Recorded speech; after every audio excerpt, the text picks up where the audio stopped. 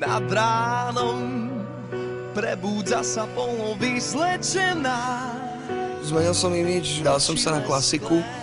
Ako tu vidíte, začal som študovať klavír a v podstate moji fanúšikovia ma už určite nikdy nebudú môcť vidieť ináč ako takto. Áno, toto som ja. Nie, nebojte sa. Miro sa svojho povestného rokového účesu nezbavil, len prijal našu výzvu na zmenu.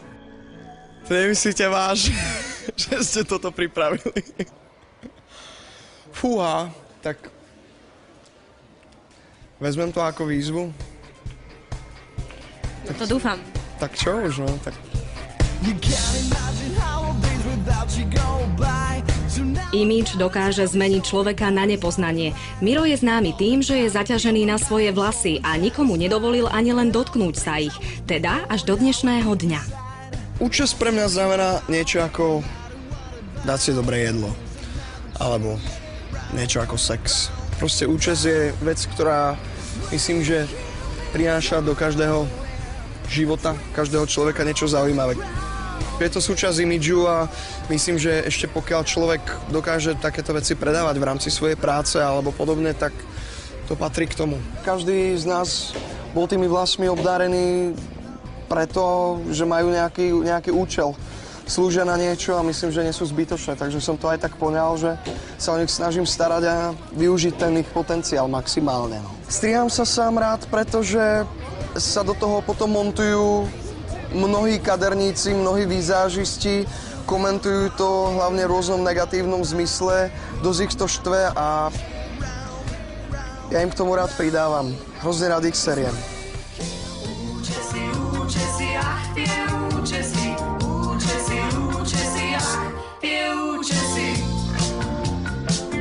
Postupom času účesy rokových muzikantov z 80. rokov vystriedali zostrihy Mareka Hamšíka a iných. Sinead O'Connor bola taká celkom známa holohlavá spevačka. Victoria Beckham mala zaujímavý účes, taký krátky. Vtedy chodievali ženy, že tak by som chcela nakrátko, alebo Palo Habera mala aj trvalú kedysi. V tom čase sme naozaj robili na hlavách šialené veci, lebo ja mám svoje vlasy kučeravé, na to mi ešte nestačilo, takže ja som si ešte na to dala trvalú, tak ja mám úplne spojené s plecami takto vlasy, napríklad všetky ženy, volali sme to také karfiol, no, tie vlasy. Tento môj krátky účes beriem ako súčasť mňa, mám pocit, že ono ma to tak aj vystihuje a charakterizuje, ja som dosť dynamický, neposedný človek, takže aj tie krátke vlasy ako keby šli k tomu môjmu naturelu. Účes dokáže o vás prezradiť veľa. Ten Miro by teda mal hovoriť o tom, že sa momentálne presťahoval do Prahy. Chystá sa na turné a rozišiel sa so svojou priateľkou. Ženy, faninky. To je téma sama o sebe, ktorá hovorí za všetko. Ťažko k tomu niečo povedať. A momentálne som po rozchode, tak nejako trávim toto medziletno-jesenné obdobie sám. Na jednej strane to určite človeka zamrzí, keď sa s niekým rozíde, ale na druhej strane beriem všetko ako každý koniec prináša nejaký nový začiatok, takže som samozrejme otvorený všetkému možnému.